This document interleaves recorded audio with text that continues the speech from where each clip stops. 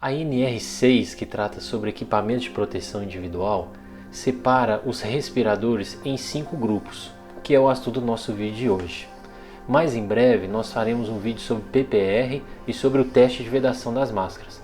Então já deixa aqui o seu like, compartilhe esse vídeo e ative o sininho aqui das notificações para quando esses vídeos saírem, você ser um dos primeiros a assistir.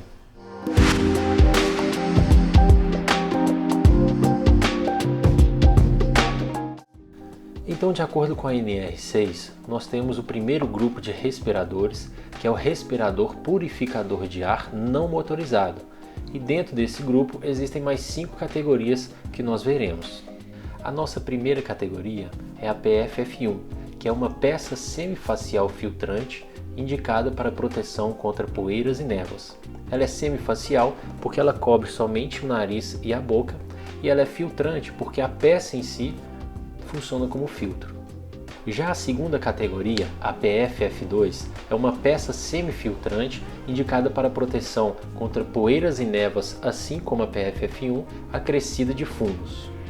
Já a nossa terceira categoria, a PFF3, é uma peça semifacial filtrante indicada para proteção contra poeiras, névoas e fungos, assim como a PFF2, acrescida de radionuclídeos, são materiais que emitem radiação. Já a nossa quarta categoria é a peça 1/4 facial, a semifacial ou a facial inteira. Lembrando que a facial inteira cobre, além de boca e nariz, também os olhos. Com filtros que podem ser de proteção de particulados P1, que são as névoas e poeiras, o P2, névoas, poeiras e fumos, e a P3, névoa, poeiras, fumos e radionuclídeos. Já a nossa quinta categoria é a peça 1/4 facial, semifacial ou facial inteira, com filtros químicos e ou combinados para proteção de materiais como gases, vapores e materiais particulados.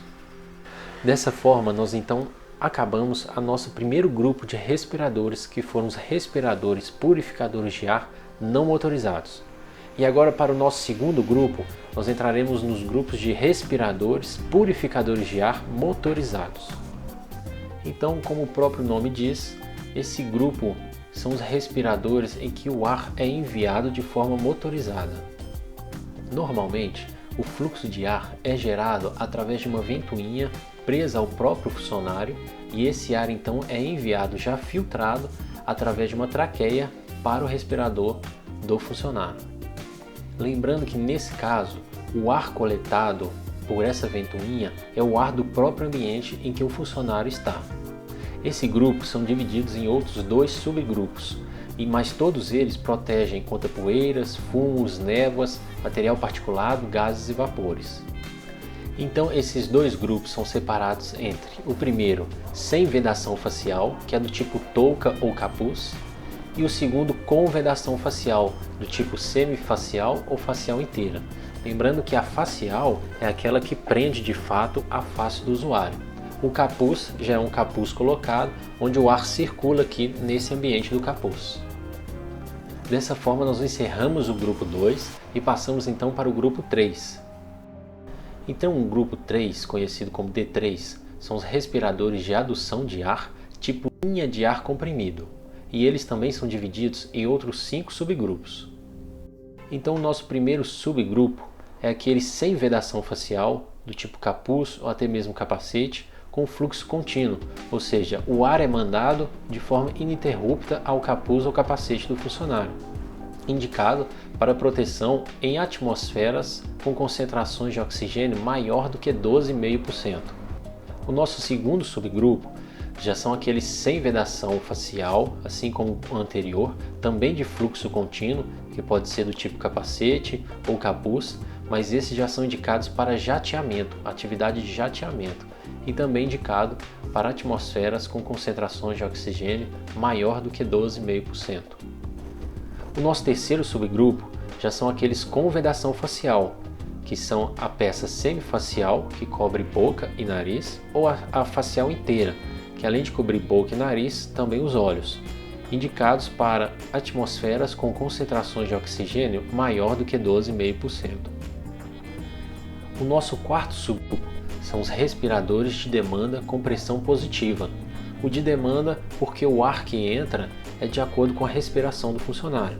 E o com pressão positiva é porque o ar ele só vai entrar quando a pressão positiva dentro do respirador for reduzida devido à inalação. E esses respiradores podem ser uma peça semifacial ou facial inteira e também são indicados para atmosferas com concentrações de oxigênio maior do que 12,5%.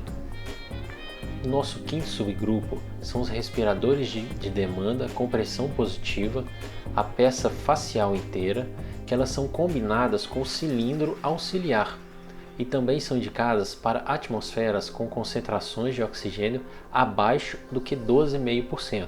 Lembrando que as atmosferas que têm a concentração de oxigênio menor ou igual a 12,5% são consideradas imediatamente perigosas à vida e à saúde, os conhecidos IPVS. Dessa forma, nós encerramos o grupo D3 e partimos então para o grupo D4, que são os respiradores de adução de ar tipo máscara autônoma. Dentro do grupo D4, nós temos outras duas subdivisões. A primeira subdivisão do grupo D4 são os respiradores de circuito aberto de demanda, ou seja, aquele que o ar exalado ele vai para o ambiente e o ar inalado ele vem filtrado dos respiradores, e também indicados para atmosferas com concentrações de oxigênio menor do que 12,5%, os chamados IPVS, como nós já vimos. Já o nosso segundo subgrupo são os respiradores de circuito fechado de demanda, ou seja, o ar que é exalado ele passa por um processo de filtragem e parte dele então volta para ser inalado novamente. Lembrando que esses dois respiradores são indicados para locais de IPVS, onde a concentração de oxigênio é menor do que 12,5%, menor ou igual a 12,5%. Esses respiradores desse grupo geralmente têm uma certa autonomia, variando ali entre 30 minutos até 4, às vezes 6 horas, dependendo do respirador, do modelo e do processo que ele utiliza. Dessa forma, nós encerramos então o nosso quarto grupo e entramos no quinto grupo, que são os respiradores de fuga. Então, o nosso quinto grupo são os respiradores de fuga, são respiradores do tipo bocal, indicados aí para a proteção das vias respiratórias contra poeiras, gases, materiais particulados, usados em ambientes IPVS, e eles são respiradores, como o próprio nome diz, de fuga, de escape, ou seja, são colocados em pontos estratégicos ou até mesmo levados com o funcionário, e em caso de uma falta do respirador principal, esses respiradores então serão usados para que dê tempo do funcionário sair daquele local. Esses respiradores têm uma autonomia em torno de 15 a 30 minutos, dependendo do modelo, e eles não são os respiradores principais, e sim aqueles usados para momentos de escape ou fugas. Dessa forma, então, nós encerramos aqui mais um vídeo. E se você gostou desse vídeo, se você aprendeu com ele, deixa o seu like, comenta aqui o que você acha, alguma dúvida que você tenha, e fique ligado porque nós traremos mais vídeos sobre a área de respiradores, sobre o PPR, sobre teste de vedação. Então compartilhe esse vídeo com quem você puder e se inscreva aqui no nosso canal também. Muito obrigado, até a próxima.